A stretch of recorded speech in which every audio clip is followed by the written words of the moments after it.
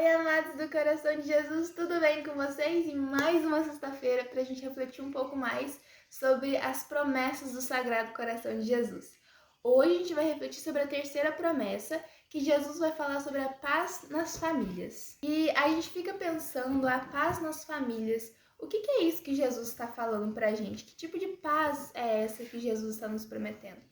E a gente pode pensar que essa paz é a ausência de sofrimentos, a ausência de conflitos, a ausência de discussões, a ausência de guerras.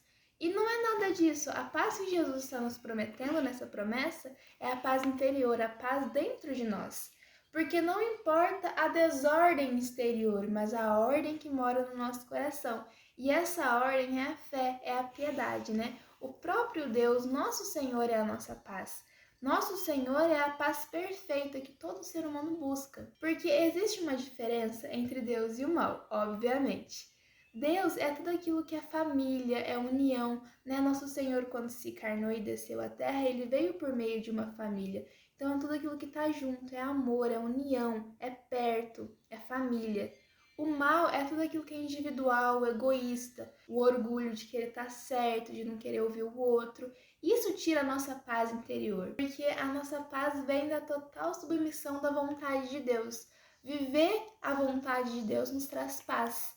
Viver essa vida, porque como Deus é a nossa paz, o próprio nosso Senhor é a nossa paz, Ele é a paz perfeita que a gente busca.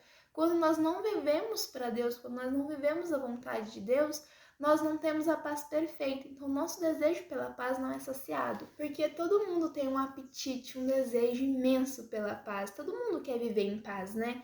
Todo mundo quer estar de bem. Todo mundo quer viver como os santos viveram, né? Totalmente em paz. E muitas das vezes as pessoas tentam justificar essa conquista pela paz com um ditado que é: os fins justificam os meios. E não tem nada a ver. Porque às vezes a gente vive um meio totalmente errado, um meio de erros para conquistar o fim, que é a paz. Mas a gente não conquista a paz verdadeira, a gente conquista uma paz às vezes momentânea, uma paz parcial. Por exemplo, tá tendo uma discussão, uma briga na minha família e eu resolvo me afastar daquilo que está me fazendo sofrer, daquele sofrimento de ter que entrar em casa, tá, aquele problema e tudo mais. E quando nós pensamos assim, acontece a desordem aqui dentro, acontece o pecado contra a paz aqui dentro.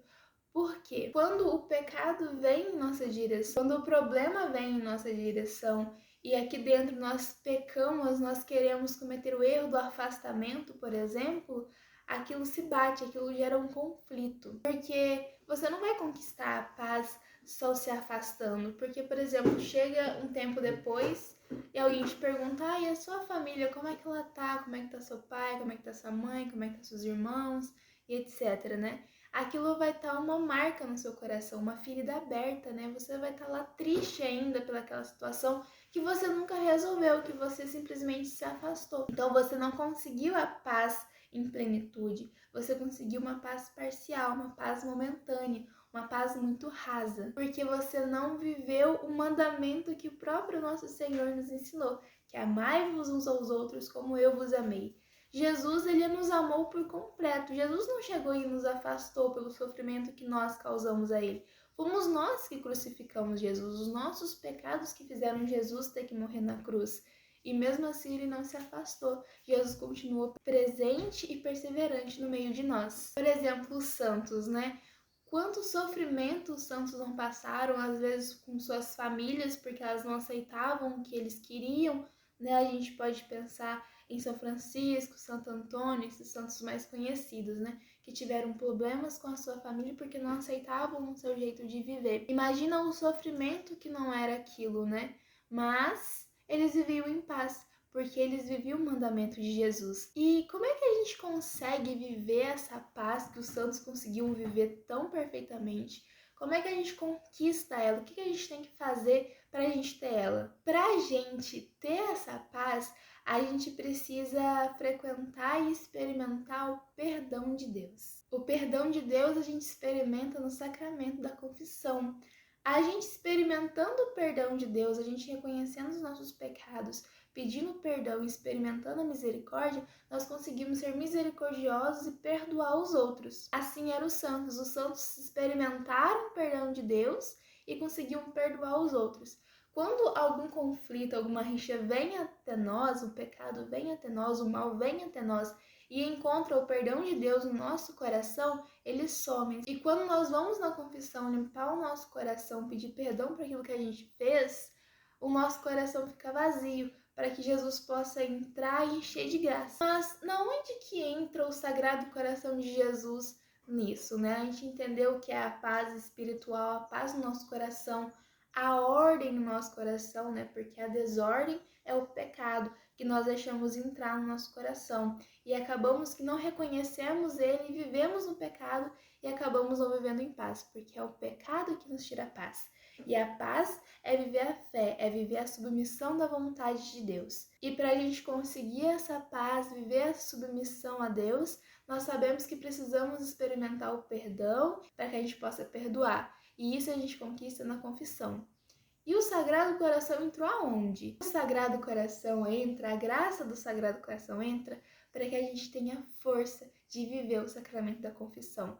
Porque a confissão, ela é uma batalha espiritual, porque o mal não quer que nós nos reconciliemos com Deus e vivemos essa paz de Jesus. Porque quando nós experimentamos isso, nós não queremos mais outra coisa, porque nós sabemos de onde vem a paz verdadeira. Então é uma batalha espiritual para nós, né? Cada um tem a sua dificuldade com a confissão.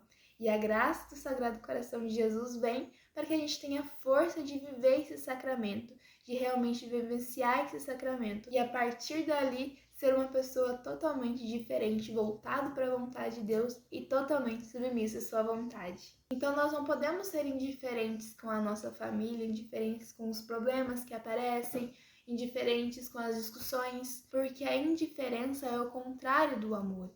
E Deus é amor. Quando nós não vivemos o mandamento do amor, nós vamos ficar sem paz, nós vamos ficar pessoas totalmente atormentadas aqui dentro, porque aqui dentro está numa desordem espiritual, está dentro do pecado. Nós precisamos frequentar a confissão para que aqui se organize e a gente possa viver, enfim, a fé, a paz. Espero que vocês tenham gostado desse vídeo, espero que vocês tenham aprendido mais um pouco sobre a devoção do Sagrado Coração de Jesus. E eu espero vocês na próxima semana para a gente refletir um pouquinho mais sobre a quarta promessa do Sagrado Coração de Jesus.